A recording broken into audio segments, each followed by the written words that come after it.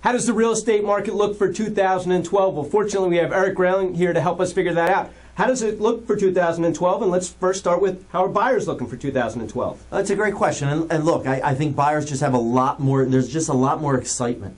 It's just been refreshing again.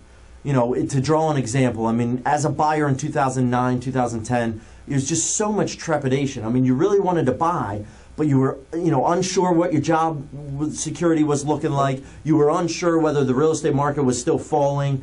And, it's very hard to make such a large purchase, when you have so many unknowns. And fast forward that to 2012, really since about the mid-2011, so, right about the third quarter of 2011, you can just see, there's just a feeling of, look, I may not be at the bottom with this thing, but I'm damn near it, or I'm close enough that I'm ready to make this decision with confidence. And my job security is high enough that I'm ready to do this. Great. So it sounds like buyers are a little more confident for 2012. Where do sellers stand for this year? Well, sellers, I would say, to borrow your word, confident as well. I think it's just really, they're just a little bit more realistic about things. Why, you've dealt with an unrealistic seller before? Once or twice, right? But, look, it's not so much that the seller was unrealistic. I think, the early part of this century, you had a very quickly accelerating market. And then, the mid part, obviously a couple of years ago, we had a very quickly decelerating market. And when you have a market in transition like that, it's just very hard to know what the price of the home is. So as a seller, they were entering the market not knowing if that was truly the price.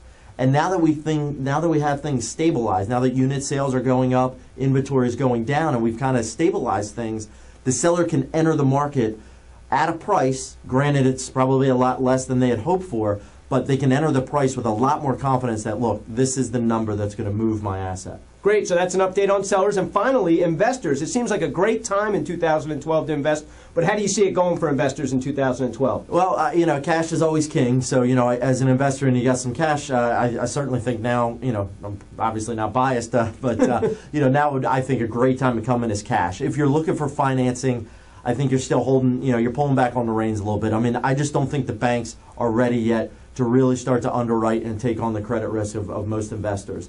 It's kind of, to me, the banks are where they are with investors today that they were with buyers, primary buyers, primary homeowners back, end of 2008, beginning of 2009. So I think, unfortunately, as an investor who needs a loan, you probably have some time yet on the sidelines. Great. Well, I appreciate the update on the 2012 market, and we're looking forward to an exciting year. Absolutely.